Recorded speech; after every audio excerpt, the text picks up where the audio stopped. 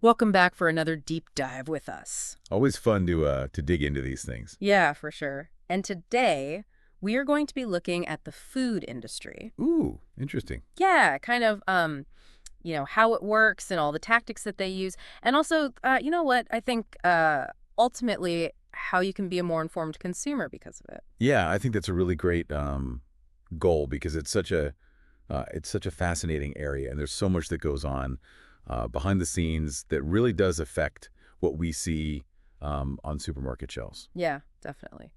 Okay, so let's jump right in. We've got a whole stack of sources here, articles, research, all that good stuff Right. that really delves into some of the food industry's, let's say, strategies, for lack of a better word. hmm And one thing that just kept popping up over and over again was this concept of engineered hyperpalatability. hmm What exactly does that mean? It's a bit of a mouthful, isn't it? Yeah.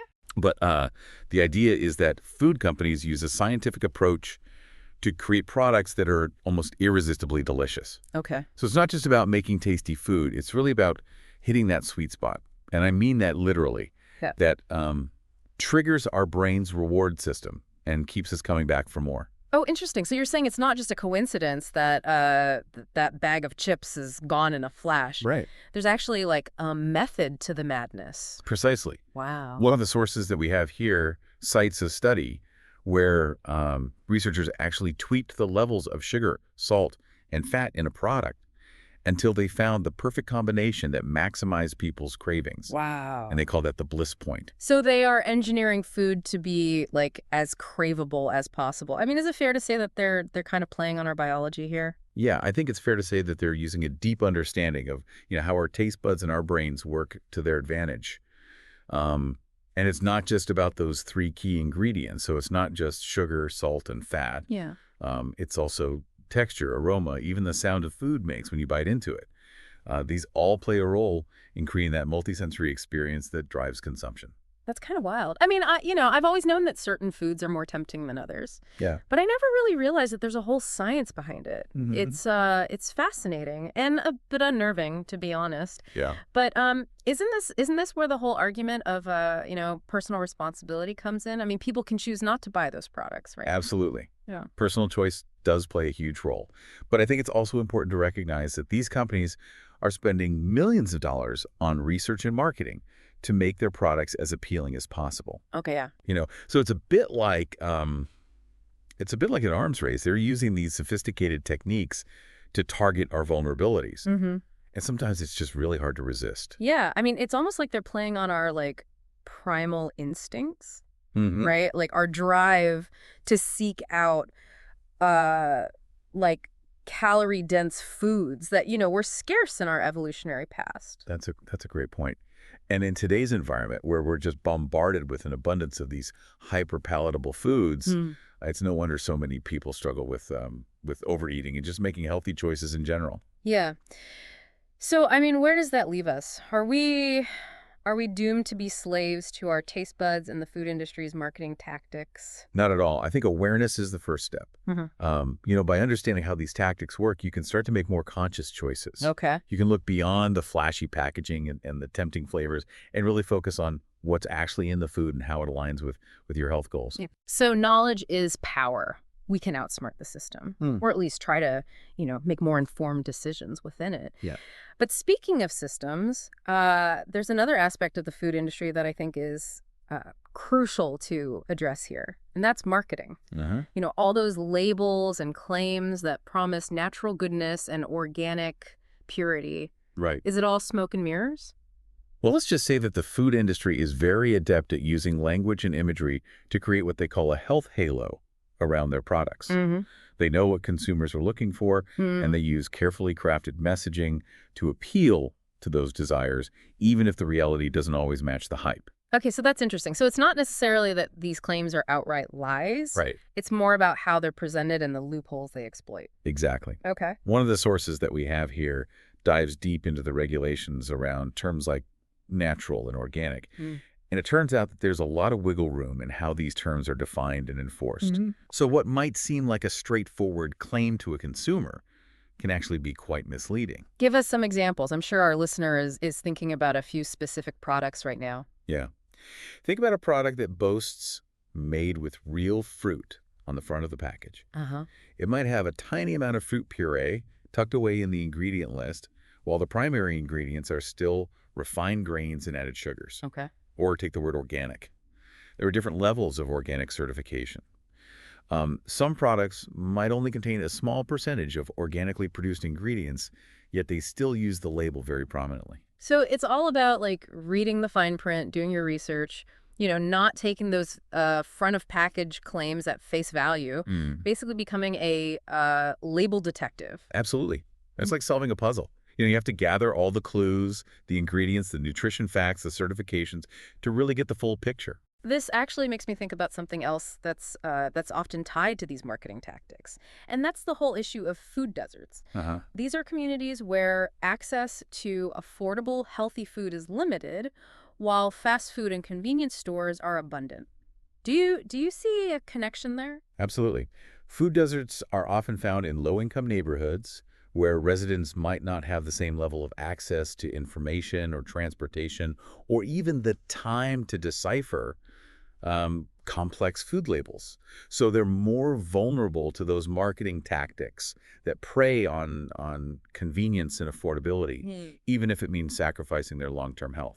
So it's not just about individual choices, it's really about the systemic factors that create these inequalities in the first place. It's a complex issue, and we'll definitely need to unpack it further. Agreed. And it's a great segue into our next point, which is the environmental impact of the food industry. Right. Because it's not just about what we're putting into our bodies. It's about the impact that our food choices are having on the planet as well. Yeah, that's a whole other can of worms, but let's save that for the next segment. Okay.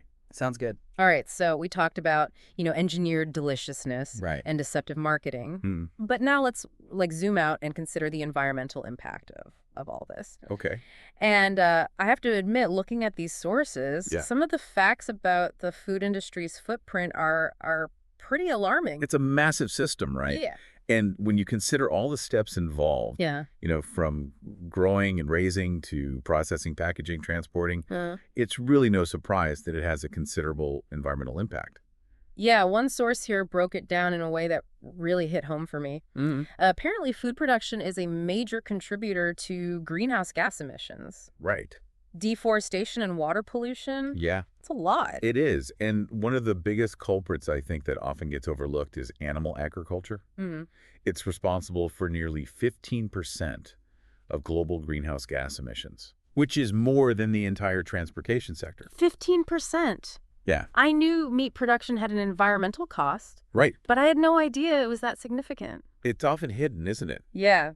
We see the neatly packaged meat in the supermarket, Right. but we don't always connect it back to the resources that are required to raise those animals. Yeah. The land, the water, the feed, Yeah. and then there's the methane that's produced by livestock, Uh-huh. which is a far more potent greenhouse gas than carbon dioxide.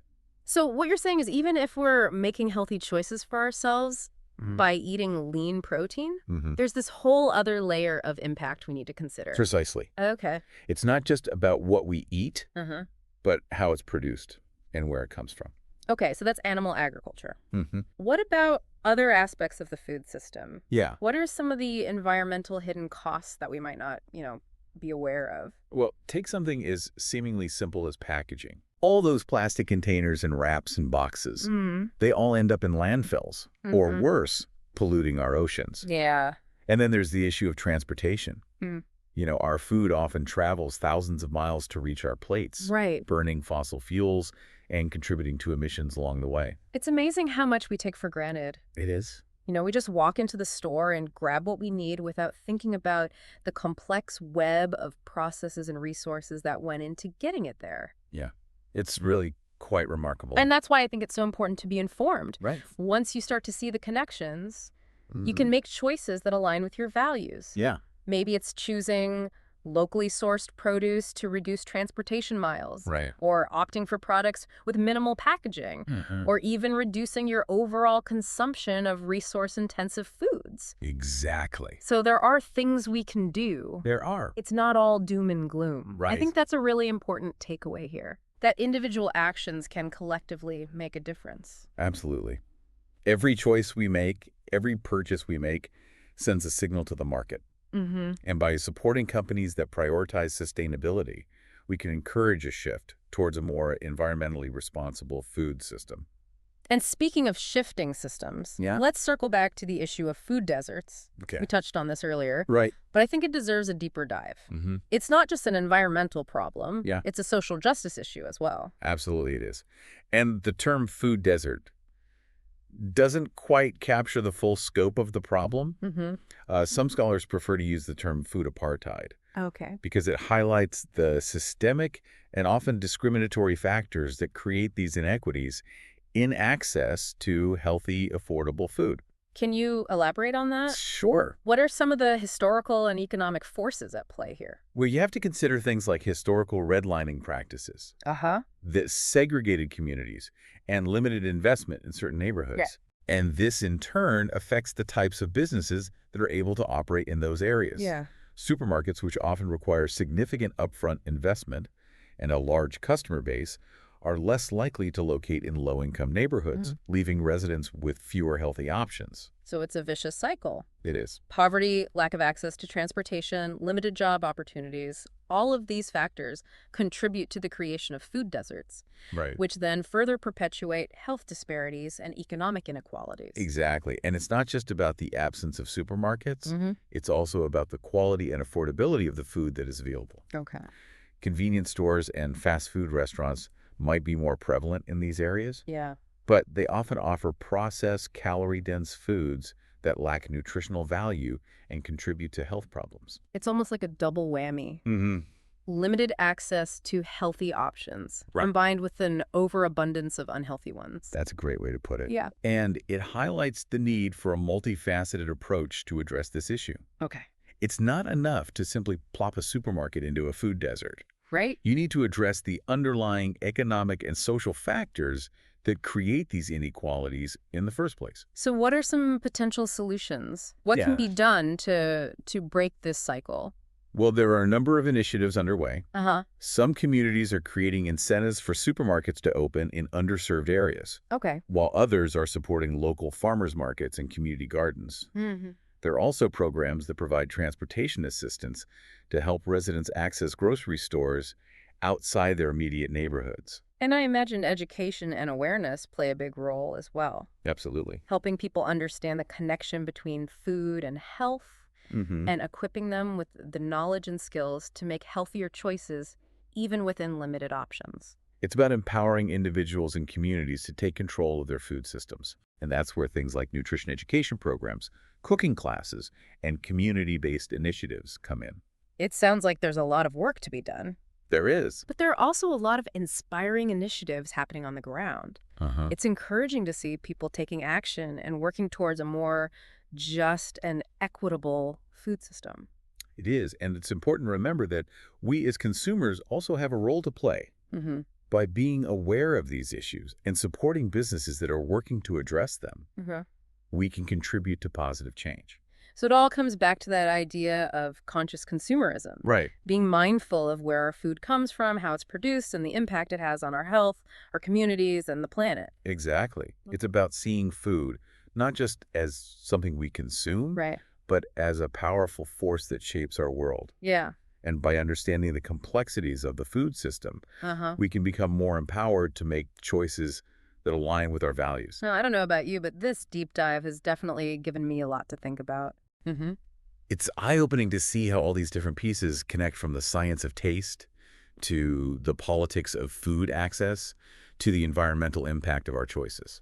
I agree. It's a complex and constantly evolving landscape. Yeah. But I think the key takeaway here is that knowledge is power. Mm-hmm. The more we understand about how the food system works, the better equipped we are to navigate it and make choices that benefit ourselves, our communities, and the planet. Yeah, it really is amazing how much we learn when we kind of, take a step back and look at the bigger picture. Mm-hmm. We've covered a lot of ground in this deep dive. Yeah, we have. The science behind those like irresistible cravings, Right. the marketing tactics that can be so misleading, Mm-hmm. the environmental impact of our food choices, Mm-hmm. and the systemic inequalities that shape access to healthy options. It is a lot to digest. It is. But I think it's important to remember that this isn't about feeling overwhelmed or guilty. It's really about empowering ourselves with knowledge so we can make more informed choices. Exactly. It's not about striving for perfection or judging others.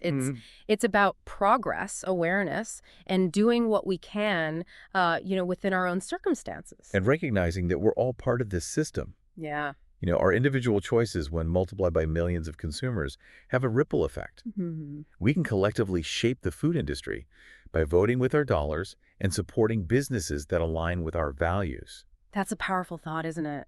We're not just passive consumers. Right. We have agency. We can choose to support companies that are transparent about their ingredients, that prioritize sustainable practices, that treat their workers fairly. Absolutely. And we're already seeing a shift in that direction.